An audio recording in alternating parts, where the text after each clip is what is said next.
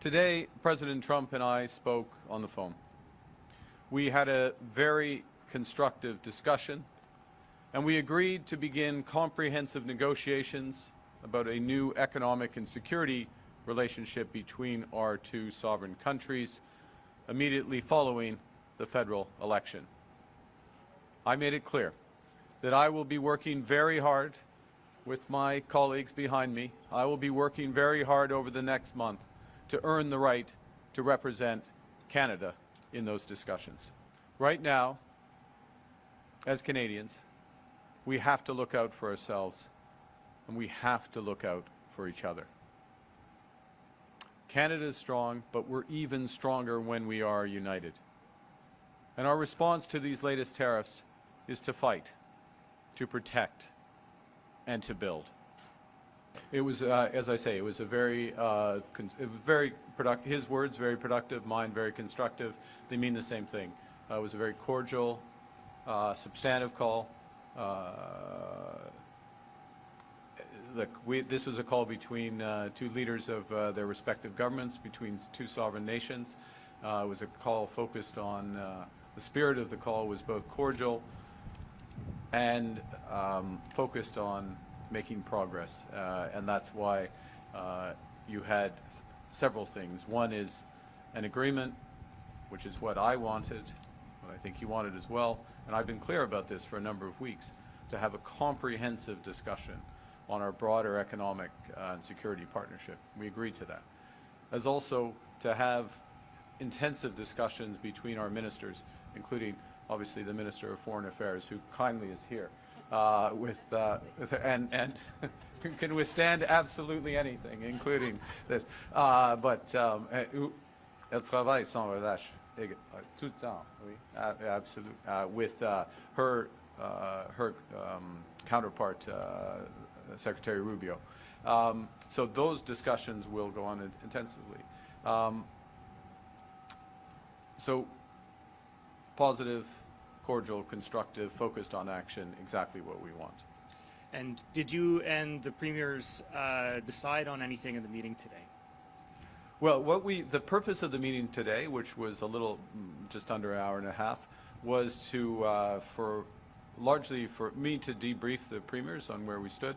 Secondly, to hear directly from them on their perspectives on two things. One is on the countermeasures that the Government of Canada, these are decisions of the Government of Canada, countermeasures the Government of Canada could take. So wanted to have their input for that. It's very important. Secondly, to continue the discussion on how we're going to build this economy and to reinforce those discussions. And in both respects, it was very timely and helpful to have those discussions. Thank you. Good afternoon, Ashley Burke, CBC News. President Trump's tone changed today when he talked about Canada. It seemed more positive, and same thing with the call. Do you trust that? Is there a strategy there? There's always a strategy in a negotiation. Look, I think we've been clear about our priorities, how we're going to approach this. We've been clear that we have other options. We have other trading options, which we're going to continue to build, to be absolutely clear. We're going to continue to develop those trading options. We've also been clear about our priorities here domestically and how we're going to build out this country. Perhaps there was a different impression before about how strong Canada really is. You've said that you wouldn't sit down with Mr. Trump and talk to him unless he respects Canada's sovereignty. Did you convey that to the President today, and if so, what did he say? The President respected Canada's sovereignty today, both in his private and public comments. Mr. Carney, I want to ask you about Greenland. Vice President J.D. Vance is in Greenland today, reiterating their insistence that Greenland can't protect itself and that America basically ought to own the nation. What's your response to that? The outgoing Prime Minister of Greenland has criticized the rest of the world for not standing up more aggressively to these threats. So what would your position be, and how could you help Greenland push back against these threats? Look, I'll say the following. Obviously, we respect the sovereignty of Denmark, the sovereignty of Greenland by extension. We're an Arctic nation. What we have focused on most immediately, I'm going to use your question as an opportunity to underscore the major steps that this government has taken in the last 2 weeks to reinforce our Arctic sovereignty, a new over-the-horizon radar system that we put in place, troops, air, sea, and land troops, 365 days a year in the Arctic, protecting our Arctic. The commitments we made, granted, the commitments we will fulfill if we are re-elected, but the announcement we made just earlier this week in Halifax in terms of ships, Arctic-class destroyers, and Coast Guard cutters and beyond. So we are fully engaged, and in fact, I'm going to call out the Minister of Foreign Affairs who led the development of our Arctic strategy, and I will make a point about this actually, because I'm provoked.